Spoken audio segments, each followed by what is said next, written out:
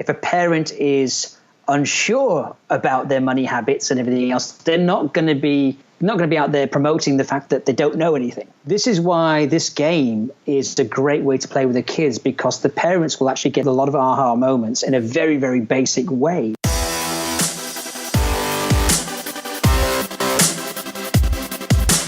This show is dedicated to helping you strengthen your family tree and live financially free. Welcome to the Marriage, Kids, and Money podcast, everybody. This is session number 92. My name is Andy Hill, and today we're going to be talking about common sense money principles that we can teach our children. This stuff, the important stuff that's going to help them succeed in life. Given that 78% of Americans live paycheck to paycheck, according to CNBC, we need to start early so our kids will have better lives than we do. Let's give our kids the very best, right? That's what we're all hoping for. That's why we're listening to this show right now. It all starts with common sense principles, and we're going to be chatting about that today. And there's no one better to talk about these elementary and crucial math skills than Paul Vasey. Paul is the founder of Cash Crunch Games. This is a series of games for kids that teach money habits that will help them not live paycheck to paycheck and truly win in life. Actually, last night, Paul, my 6-year-old Zoe and I played Cash Crunch Jr., and she loved it. We practiced counting money together. We discussed the consequences of spending all of your money. These are great lessons that my little girl is learning. So back to you for a second here. Paul is a former business studies teacher from the UK. He moved to Southern California and started this business focused on financial literacy. He's also happily married and loves talking about money just like me. So he's perfect for the show. Welcome to the show, Paul. How's it going? Hey, Andy. How you doing? Great to be here. I am great. I'm great, Paul. So, Paul, where did you come up with the idea for Cash Crunch Games? Well, as you said, I was a school teacher for 12 years in the UK, and I would teach business and marketing and all those kind of things. And when I would do the marketing, it was easy. The kids go, oh yeah, cookies, mint chocolate chip or whatever, and that's what they would do. But I said, right, kids, today we're going to talk about money and business. And they go, can't do it, sir. I said, what do you mean you can't do it? And I said, can't do it. It's money and math. It's math. I can't do it. And I realized that there was a huge disconnect between math and money. But they also realized that they actually knew more than they knew. So I experimented and I played a Monopoly game and a payday game and all these kind of other games. And I developed an own little board game. And these kids were actually, they knew more than they thought they knew. And they were doing side hustles. They were buying properties. And, well, I can't afford this. Who wants to come in with me? And we'll share the profits. And and I was like, whoa, hang on. You told me you couldn't do any of this. And then they realized, oh, yeah, I do know what I'm talking about. But it's just intimidation. And that's what made me get into board games as a way of teaching kids. Because if you make a kid an expert on anything, you can't shut them up. They will tell you what to do. So no doubt your daughter, when she was playing the game, if you counted wrong, she would have caught you out. Or she was telling you, actually, Daddy, that's 18 cents and you need this. Or have you ever been in the car and your kids are in the back seat and you go the wrong way and say, that's not the right way? They know. Absolutely. Because they become experts, right? I try to put my daughter in that position, actually, so she can help me. Like, hey, if I'm ever looking at my phone when I'm around you or I'm in the car, like, call me out on it.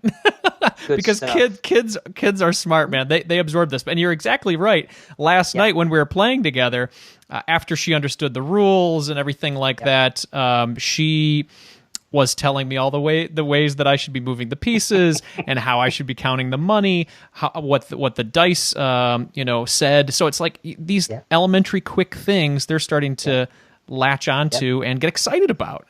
So I played the game last night, but I'd love to hear from you. How do these games work? Well, the idea is I wanted to make it in such a way that, they are handling money and they're figuring out money and making decisions about money and learning the value of money. So you got a die, you got a board, you roll the dice, you land on a square, and it's either a green square, a red square, a yellow square, or a purple square.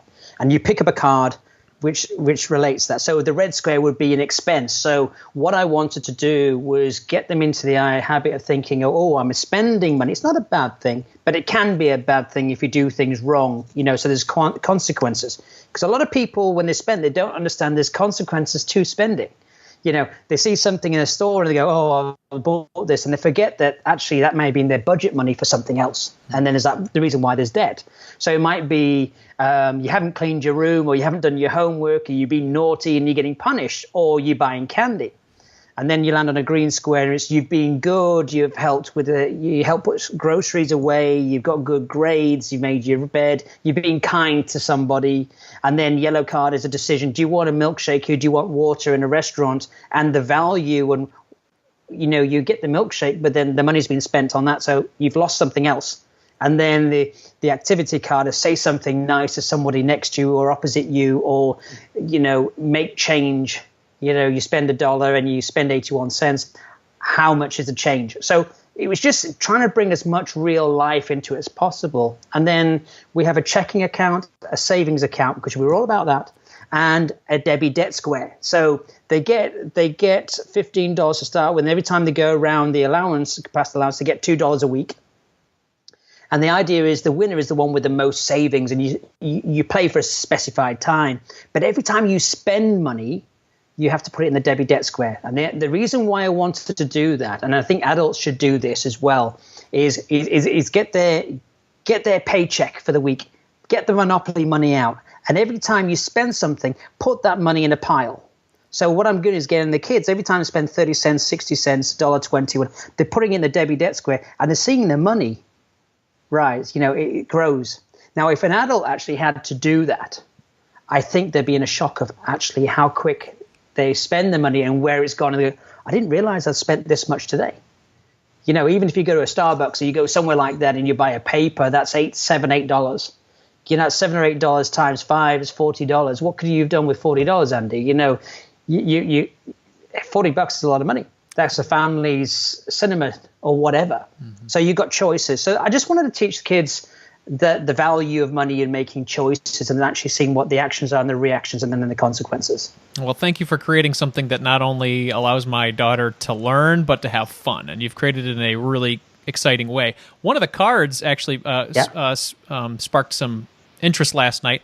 Zoe picked up, I think it was one of the yellow cards, where it said, you have a friend that is in need and he needs $1. Do you give him the $1 or do you not give him the $1? And since we've been having lots of discussions with Zoe about giving and the importance of that, she decided, even though it goes against your savings at the end, she decided to put that $1 towards her friend. So it's just this interesting conversations that you can have with elementary age kids. It's great. Well, also on the flip side of that, one of the cards is, would you lend, your friend wants to borrow your bicycle. Mm-hmm. So are you going to lend your bicycle? And then you'll see these kids, and we've played this game before, and I'll say, right, would you lend it back? No. And I say, why? He says, because they don't look after anything they have.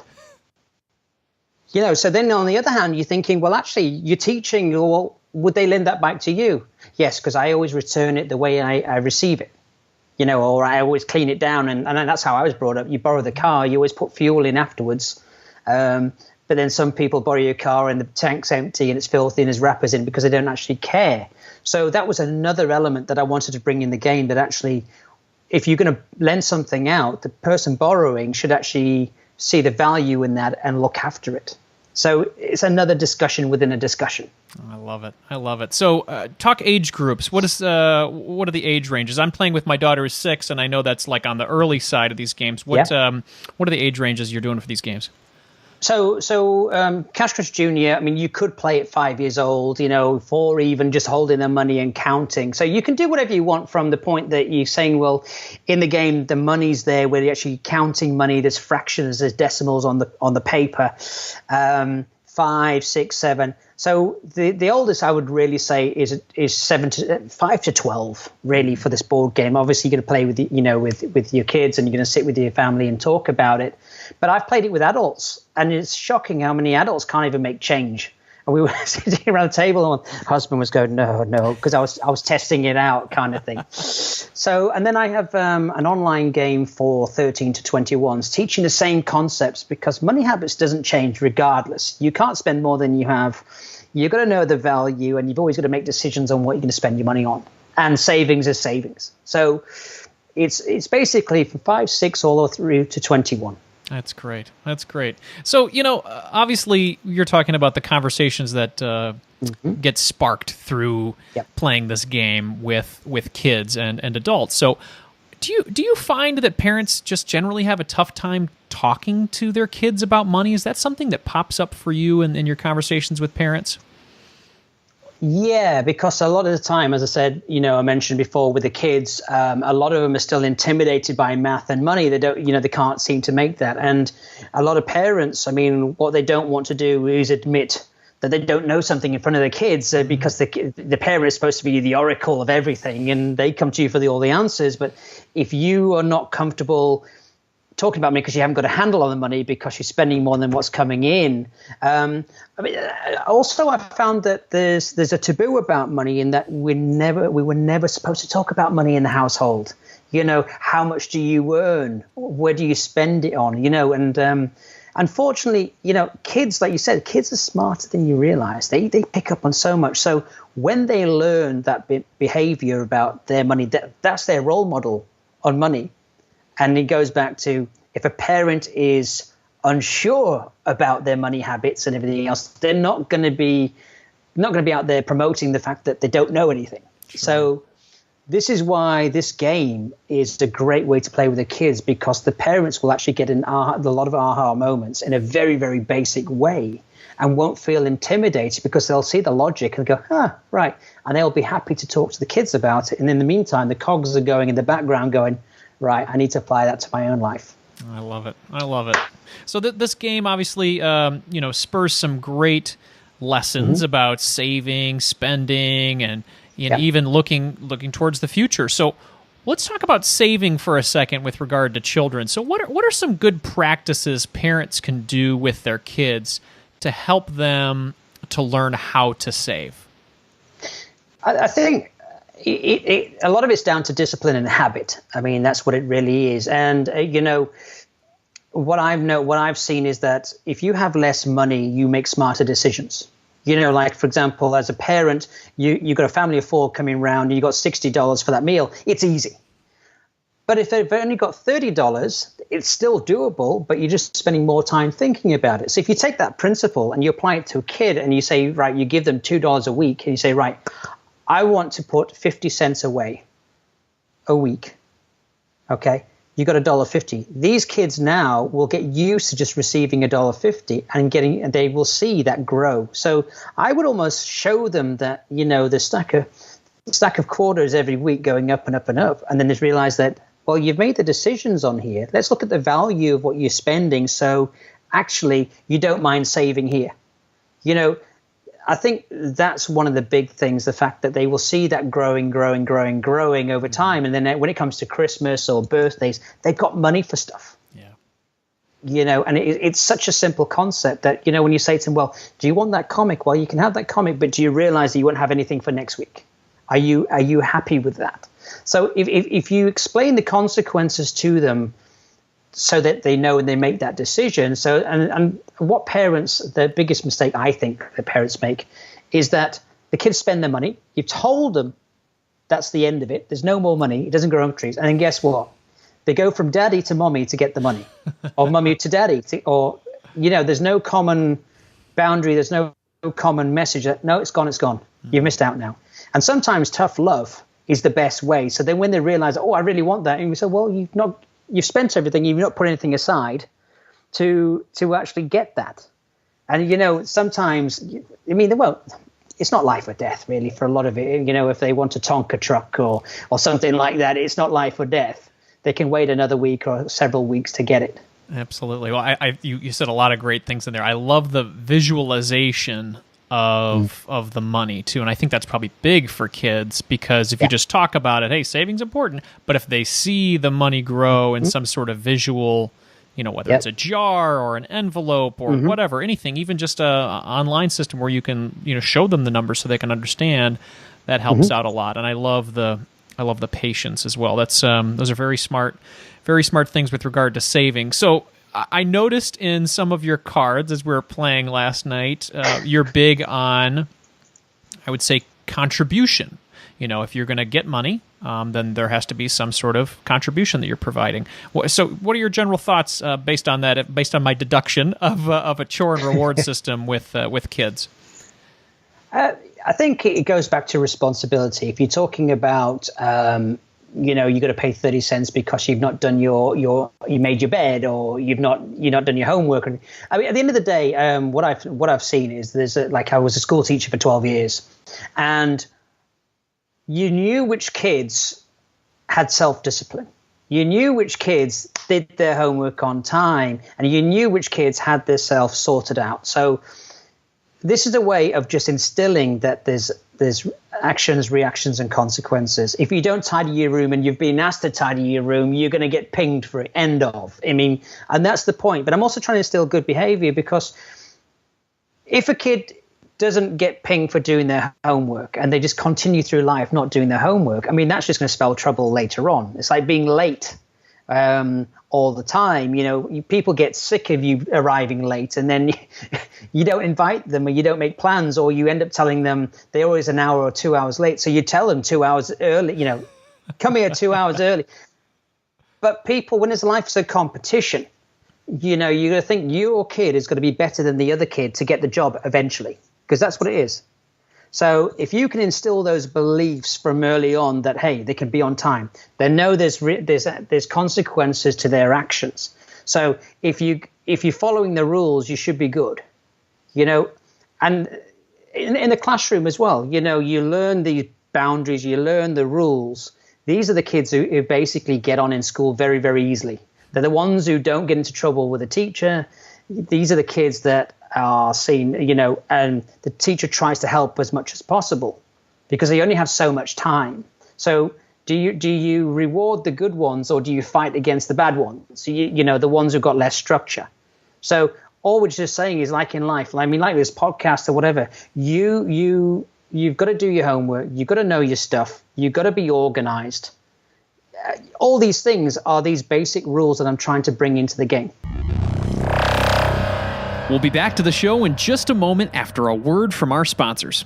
Are you looking for an easy way to manage your money? The good folks at Tiller are here to help. Tiller is the only tool that automatically imports transactions and balances into Google Sheets, so you can track spending, manage a budget, pay off debt, and grow your net worth. Recently, Tiller released an all-new budgeting system that connects to over 16,000 banks, credit card companies, brokerages, and loan accounts. Their newest features include support for envelope and zero-sum budgeting, the ability to track savings goals, and a more vibrant and easier to understand design. After all, there's nothing better than a beautiful budget. If you want more control of your money, you gotta give Tiller a try today. For a 30-day free trial of this versatile budgeting system, go to marriagekidsandmoney.com/Tiller. That's marriagekidsandmoney.com/Tiller, Tiller. With Tiller, you always know exactly where your money goes. Do you have a 401k? Remember how frustrating it was deciding what to invest in without help? Now there's a better way to grow that 401k. Bloom, with 3 O's, is a simple, smart, and affordable way to grow your 401k. With Bloom, you can simply connect your existing 401k in a few easy steps. Then sit back and relax while Bloom performs a free, unbiased analysis of the funds in your account, and then chooses the best mix to meet your goals while minimizing hidden investment fees. Go online to marriagekidsandmoney.com/Bloom to get your free 401k checkup now. Bloom is so simple. In fact, actually, the hardest part about this is remembering that there are 3 O's in Bloom. Go to marriagekidsandmoney.com/Bloom and enter promo code MKM for your first month free. And see the difference Bloom can make in your retirement. Thanks for considering our sponsors today, everybody. Let's jump back into that interview. Let's talk a little bit about as kids get a little older. You know, you start to be in this teenager stage, or you're off to college, and you want a lot more stuff. And then credit cards, they start to get tempting because you can get them and you can get whatever you want. How do we educate our children about the responsibilities and potential dangers of things like credit cards? First of all, I think, the way we talked about 7-year-olds with actions, reactions, and consequences, and saving first and learning the value that, hey, there's something for $10 on sale, but you only get paid $10 net babysitting. Is it worth an hour of your time? Yes or no? If you take that mentality, you're going to go, okay. So that's the first part of spending. So you see the value of money, and therefore, when I spend my money, is it worth my time? Is it of value to me? I think if you get that fundamentally right, you're going to be right for the rest of the days. With credit cards, what people don't realize, and this is something that people don't realize. Andy, you've got to make a payment to something. So do you want to go to a loan shark and borrow some money? Oh, no. Right. Well, isn't a credit card, if you think about it, with the interest rates, is that like a loan shark? Guess it's not too different, and maybe they won't break your knees, but yeah. Well, yeah, but 20, 30%, right? Yeah. 20, 30, 40%, depending on your credit score. So in essence, a credit card works in a way that you borrow the money for 30 days and you pay them back. If you don't pay them back, they hit you for 30% interest, and then it compounds. So what I would say to people is that a credit card is your best friend if used right, but it's your foe, is your enemy if you don't get it right, because you've got loan shark rates going on, and it goes on and on and on and on. So that $100 purchase later on is worth $220 because you've been paying a minimum payment, which is equivalent of 1% of the premium, 1% of the cost of what you've used, and that's all and the rest is interest on the minimum payment, and it's added. So if you can figure that out, you're golden. One of the people I know is Bill Dwight from FAMZoo. I believe he was on your show recently. I mean, parents, if you're going to teach kids about money and money skills, and you don't want to play my game and everything else, get on with FAMZoo, because you can see as a parent, see what they're spending and saving and transferring money and all those kind of things. But always think that a credit card is like a loan shark in a worst case scenario. You're borrowing money to buy something with a promise that you'll pay them back in 30 days, and then it's not a problem. But they're waiting for you to be late payers. Mm-hmm. That's how they make them. That's how they make a lot of their money. It's a big business, Yeah. And Bill's system, I think, works off of a debit card system, so I think that's maybe a little bit safer. But it also still teaches the principles of, hey, man, we're in a digital, card swiping world, so might as well expose the kids to it and get an understanding. That's the big issue, is that and maybe you should all parents should do this, and all kids, you should get kids to, when they go into a store, just see who's paying with credit card, because everyone's paying with credit card, and it's not like physically getting money out of your pocket and going, there you go, there's some money. You don't see it till the end of it. So you've got to make that extra step and go, well, I spent $2.50 here, or I spent $100 there. Let me get that $100 out and take it out of that pile that's money coming in and put it in the other pile of spent, so you get to see what you spent. You have to make that jump. Mm-hmm. And unfortunately, a lot of people don't. They spend it, don't realize they've spent it, and that's done. And that's why, I mean, since I come to America, and this is one of my big gripes, is that in England, we have different colored notes, banknotes. So a pink, a brown, like a turquoise and everything else. So when you go to the store and you pay with a purple, oh, that's $20. I paid with £20. Now you know what you spent. You think, oh, where's that 20 gone? Oh, I've spent that. Oh, this is my change. But in America, it's all green notes. So and they're all the same size. So you don't know what you've spent by just quickly looking. That was one of my ways of, when I was living in England, keeping an eye on actually how much I had spent. So, and that's like a credit card. You can't keep in mind what you've spent, and you have to be very careful with that. I think that's really important. I mean, the visualization, not only for kids, but for adults, of seeing where it goes and how it goes. I think that's a great point. Yeah. So investing, I've heard you talk about this in the past. Obviously this is a very powerful concept for kids to learn about. How do we demonstrate that? Maybe this is for young, late teenagers or early adults. You said this game goes all the way almost to 21. Yeah.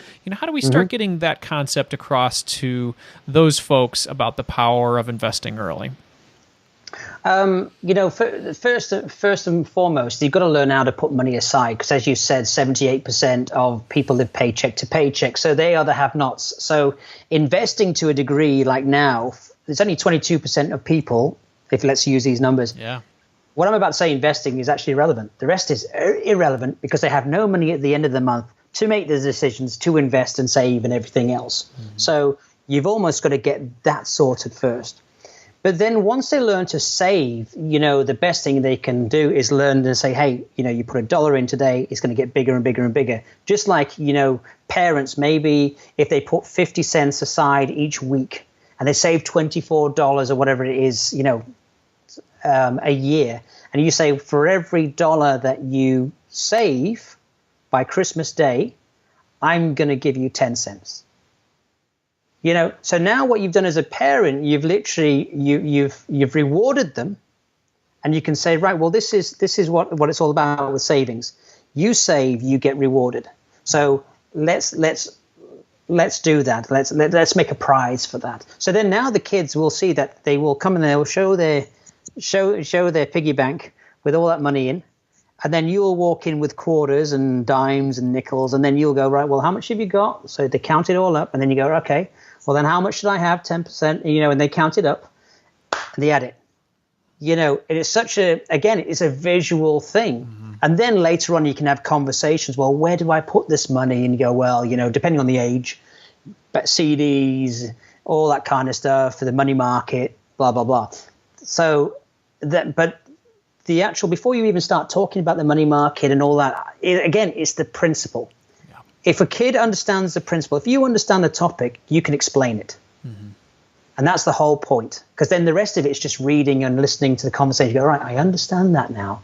Oh, he said that, or she said that, or mommy said this. Okay, I know what that means now. Let me have a look in, let me ask a question, and let me use this money and make it work for me. I think that's great. I mean, on all these skills that you're talking about, it's simple math skills. I mean, this is addition, subtraction, multiplication, division. These are all things that aren't super complicated, but as you say, people get intimidated by because there's lots of weird acronyms that you don't know the names of, and it gets a little intimidating. So I think you got to look for relevance. Don't bother trying to teach investing and shares and market until you actually understand the fundamentals of money, which do not change whether you're 7, 17, or 70. It's the same principle. You don't spend more than you have. You learn the value of money. You can save first, spend later, so you have money at the end of the month to do all those things. Then you can start putting it together. I think that's great. I mean, these skills, these simple skills will help that 78%, I think, succeed.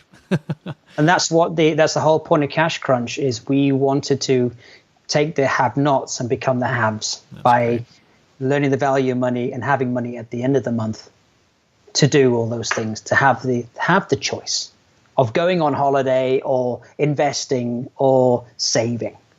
So and tithing and everything else. Well, that's perfect. Paul, as you were going through this path as a teacher and now being an entrepreneur with Cash Crunch Games, what was there a book that you came across that would help young parents to teach their kids to be money smart? Yeah, it's a book called, and I forgot the book now. Okay. Keeping My Allowance, with Anne L. Finch. Okay. No Cash Allowance. It's called No Cash Allowance. Anne L. Finch. That's the name of the book? There we go. No Cash Allowance. I'll throw it in there.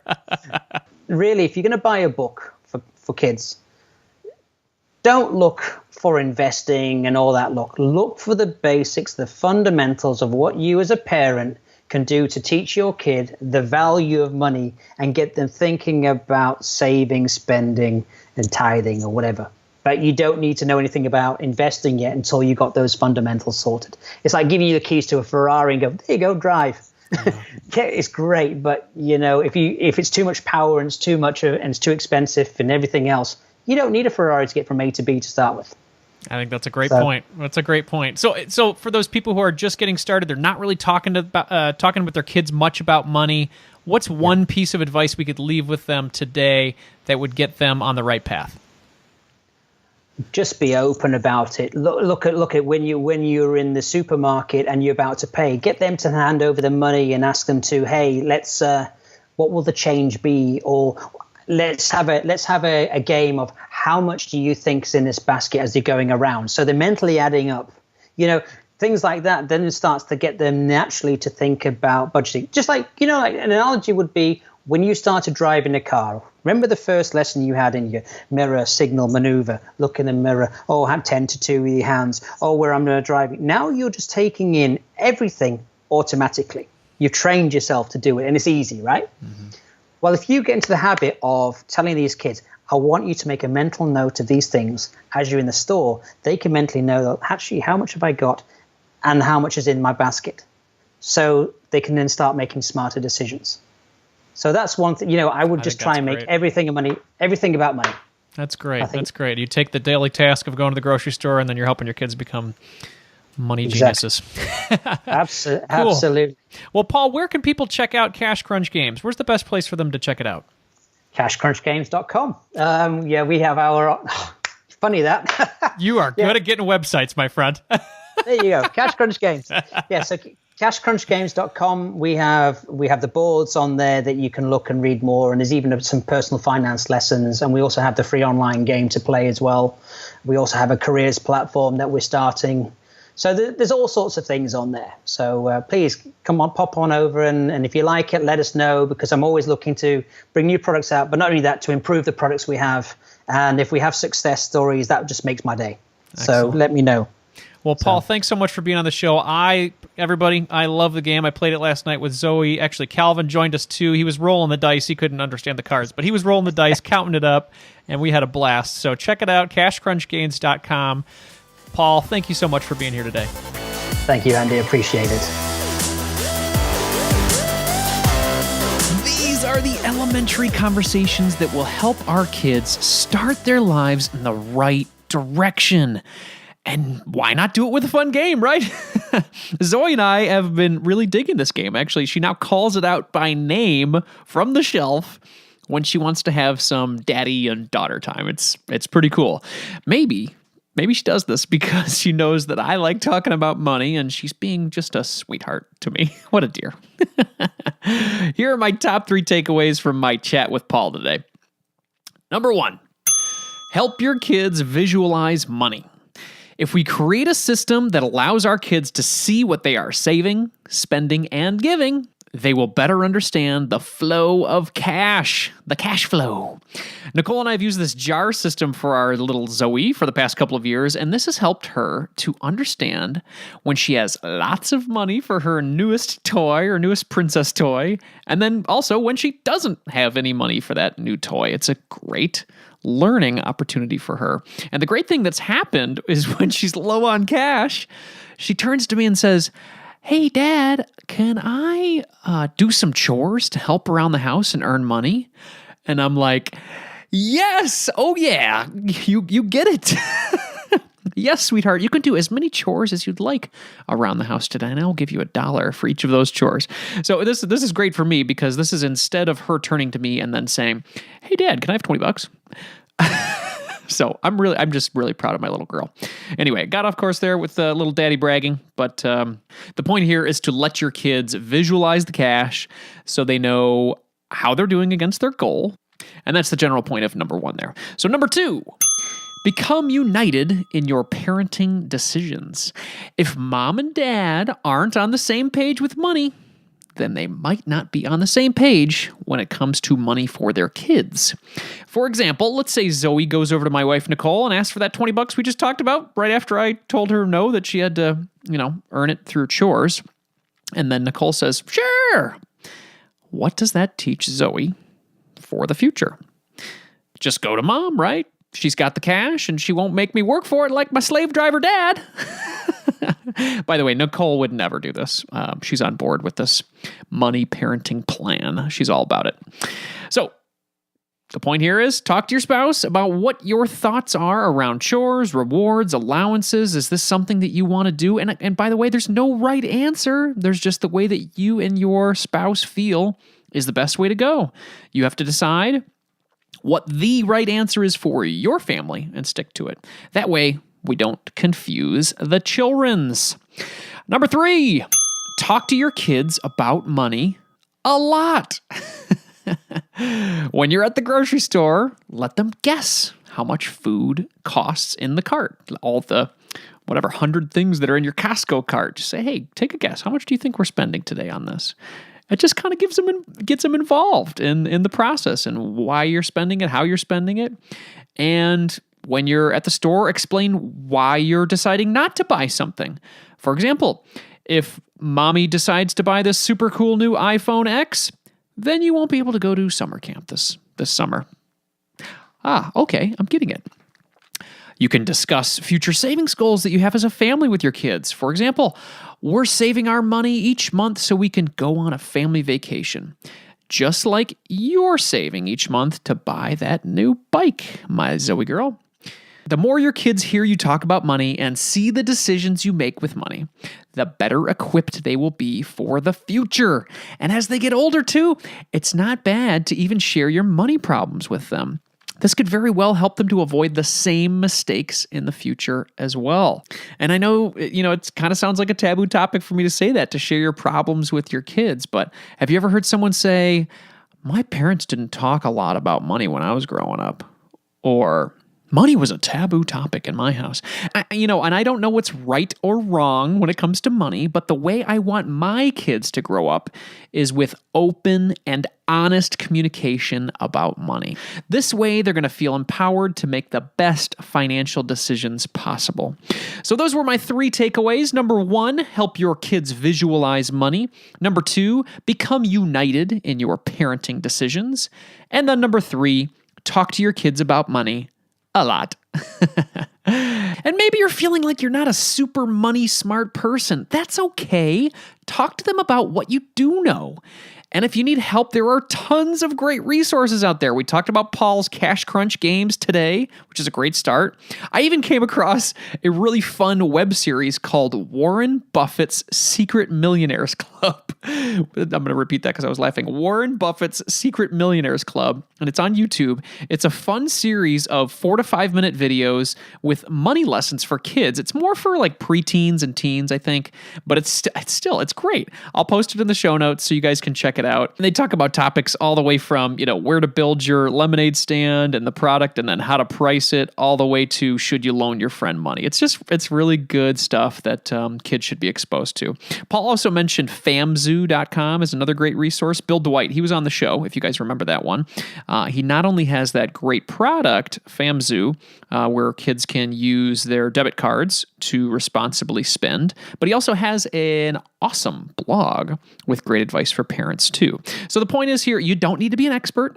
Start small, start slow, find good resources, find good people. Shoot me an email if you guys have any questions about it. But either way, this is how we're going to help our kids thrive in the future instead of living paycheck to paycheck.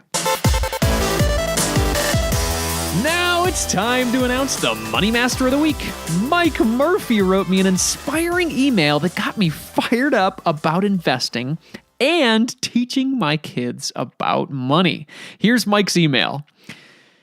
I recently found your podcast and have really been enjoying listening to you and your guests. I also like how you share some money wins of your listeners. We have a money win we'd like to share too. My wife and I recently sold our rental house. This was a house that we bought in the throes of the Great Recession. We bought it for $15,500 cash, and I put $3,000 into it, fixing it up, doing a lot of the work myself. And we've rented it out for the past 9 years. We just sold this house for over $100,000. If you add up the sales price with the rent collected over the years, it's over 10 times our initial investment. Another positive was that our oldest son helped with the repairs and maintenance and got to see firsthand the benefit of hard work. This also helped him understand the old adage of buy low and sell high. Keep up the good work on the pod. Thanks so much, Mike. What a great win. Congratulations. And what a return on investment, huh? So you got $15,500 plus your $3,000. That's $18,500 invested. And then they sold it for over $100,000. That's at least an $81,500 return in just 9 years. You can't get that in the stock market, baby. My favorite part of this email is the lesson that Mike's son is learning from this family investment. And do you think that Mike's son is going to know a thing or two about real estate as he gets older? Yeah, I think so. Incredible, man. I'm so inspired to do this with my kids as they get older. We're still considering buying our first rental property by the end of the year. We're saving up our pennies, and hopefully we can get there in Q4. But would love to involve our kids. They can help us with the properties, and they can get paid by supporting us and taking care of them and have some fun, and then they can plan for the future too. So I think this is really how generational wealth is built, my friends. Mike, thank you so much for sharing this family win, and congratulations for being our Money Master of the Week. Do you have a recent financial victory that you want to share in the show? Just send me an email at andy@marriagekidsandmoney.com or leave me a voicemail. It's always fun to hear people's voices too. marriagekidsandmoney.com/voicemail. I would love to hear from you either way, written or voice. You'll find all the links and resources for today's show at marriagekidsandmoney.com/session92. This podcast has grown so much in the past few months. Thank you so much for all of your support.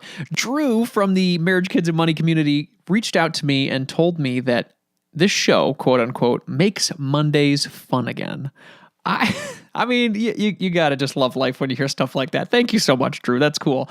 Do me a favor today, my friends, and tell 2 married friends with kids about this show, or anybody that you think that would enjoy this, and tell them about your favorite episode. And then actually, better yet, just download it on their phone. There's a lot of older millennials or Gen Xers or just people in general that don't know how to get podcasts on their phone. So help them discover podcasts in general. And while you're at it, download this show on their phone. Hit the subscribe button and do me a solid. Thank you so much. That would be an awesome way to show your appreciation for this show. In the spirit of growth and inspiration, I'm going to end the show with a quote today from Dave Ramsey. Children are sponges. They're going to absorb whatever's around them, so we need to be intentional about what surrounds them. Our modeling will shape our children's financial future, so let's do our best. Carpe diem.